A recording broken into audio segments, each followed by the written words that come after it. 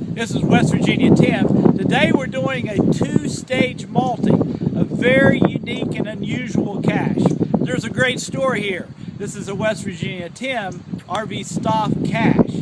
And the story here is that this cache actually won a contest that the greater Charlotte geocaching community has. They have quarterly meetings, and this is the winner of one of their cache contests. RVStauff shared the idea with me, and so I'm going to share it with you today.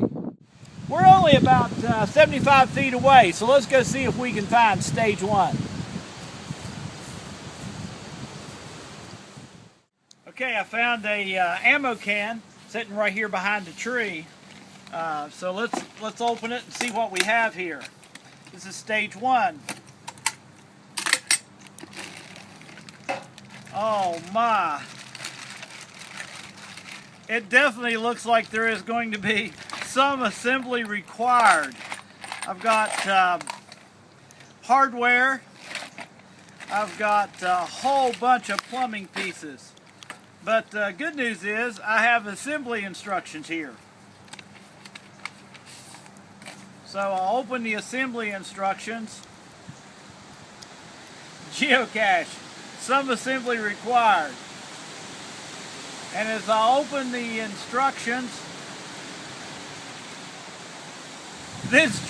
are in 3 different languages. It's in English, Spanish, and French. So let me find the instructions for English and let's start trying to put this together. Maybe I can have some help here. Okay, I'm gonna take all these pieces and I'm gonna set my pieces out here on this little table. Oh my gosh. This reminds me of Christmas. You know, the nightmare you have on Christmas Eve when you're trying to put all your, you open it up after the kids go to bed and you go, oh my gosh, I got to put this to bed before the kids get up. So now, to prevent this video from being any longer, it's going to sound a little weird, but I'm going to speed up this next section. You'll still understand the concept of what's going on. Okay, I've laid out all my pieces, and now my wife's going to read the instructions, and I'm going to try to put this together and see what it gives me. Okay, push small tubes into opposite sides of the cross. Got it. Push long tubes into the other opposite sides of the cross. Okay, I got it. Push the female threaded elbows on both ends of the long tubes. Let's see. Okay, I got it. Screw threaded end cups into the female threaded elbows. Threaded end cups. Okay, that goes in here. Okay, I got it. Okay. That's page 1. Okay. Now, construct the base. Okay. Screw all 4 male threaded elbows into all 4 base T's. Oh, okay. Okay, base The top end of the threaded elbow should be perpendicular to the base. Okay. Well, there's 2 of them. This creates 4 foot assemblies. Okay, got it. Okay. Connect the 2 foot assemblies together with medium tubes Medium tubes? by pressing each end of the tube into the top end of the male threaded elbow. Oh, top end. Bases should be down, tubes on top. Okay, I got it. This is your crossbar assembly. Okay. Make another one. Okay, got it. Using the base connectors, join the 2 crossbar assemblies together by pushing the base connectors halfway into the bottom of each crossbar assembly. Okay, I'm starting to figure this out now, okay? Okay, that's good. Now to complete the construction. Place the short tubes of the top of the crossbars and place the completed device on a level surface for use. Oh! Look at that. It looks like a little scale. Scale, it does some look like kind. a scale. Okay, now I bet we solved for stage 2, don't we? Now you do. Yep. Now you got to find some variables. I've got some leftover parts, you know, just like some assembly required. Have you ever put a bicycle together and end up with extra parts? I've got extra parts. So I'm going to use these extra parts, I bet, to try to solve for the coordinates for stage 2. Now let's see if you can do it. Okay, so what's it say about... Determine the value of A. These are labeled A, B, and C, and they're also color-coded. Okay, so you need A, which is marked A and painted white. Okay. Put that in one end cup of the device. Oh, that's cute. Okay. Okay, now put the spare washers into the other end cup that has the dowel in it. Oh, and I bet you I'm going to try to reach a balance. Yeah, the best balance, until you get the best balance. Oh, that's almost right there. That's perfect. But let's just try 2 to find out.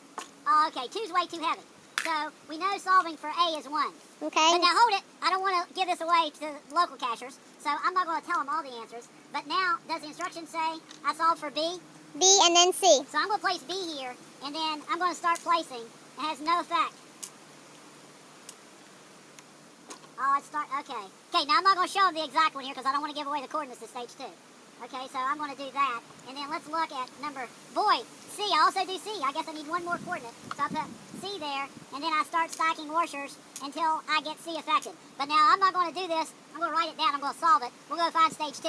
And then I'm going to come back and I'm going to show you how to build this one. Okay, I've solved this now. I've plugged in A, B, and C. It's given me to the coordinates in the next stage. So I'm going to take off to stage 2 now. Okay, I've went 350 feet. I can actually see the cache right here in the wood line. But let me give you a couple little hints that I did. One of the things I did, right on the cache page, I said stage 2 is 350 feet from stage 1. So, should the geocacher put in the wrong coordinates and it gave him something different than 350 feet, they probably need to make sure they check and they got their weights right at stage 1. So that was a little check that I put. So I'm 350 feet away. I see the cache hid right here at the base of this tree. So welcome to Some Assembly Required. This is a great cache. And thanks for watching. Continue to subscribe to Gadgetcaches, where we keep raising the geocaching bar one cache at a time. Thanks a lot. Now, how do you build this thing? This is the beauty of this cache. A lot of my caches, Gadgetcaches, if you looked at my other videos, they take some skill and some tools because you got to do a lot of woodworking. This cache takes no woodworking skills. All you have to do is really go to the plumbing store and put this together. So this is really an easy cache to build. One of the things I did duo is I actually went to my local hardware store, and you have to solve for A, B, and C, which gives you the coordinates.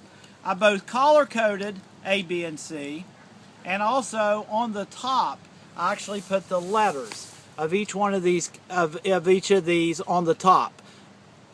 Now, I can take no credit for this. This is RVStauff's all the way. He did an amazing amount of work. So, what I would suggest is go to the hardware store and pick out a piece of hardware that equates to, like in this case, we've already shown it, but A equates to a 1. So we actually took a very sophisticated set of scales and found a piece of hardware and then figured out exactly what what it takes for this to equal this. So the weight of this and this are exact. Because by the time you put it on this setup, it's not near as sophisticated and fancy. So I got it accurate at the hardware store and then brought it out here. So thanks RVStauff for a ton of work. Also, he did hours and hours of work on this book. I'll be more than happy to share the, share with you by email if you decide you want to build this. So if you do, be sure to email me. But here is the inside of this book. And it's not only got a parts list on one side, it's also got the instructions on the other side in 3 different languages, which is exactly what you find when you start putting together something. So this is Some Assembly Required. Thanks RVStauff. Thanks to the Greater Charlotte geocaching community. Big shout out to you all. Let's put some multis around not only the United States, but put some multis around the world. And so this is WVTim raising the bar, the geocaching bar, one cache at a time.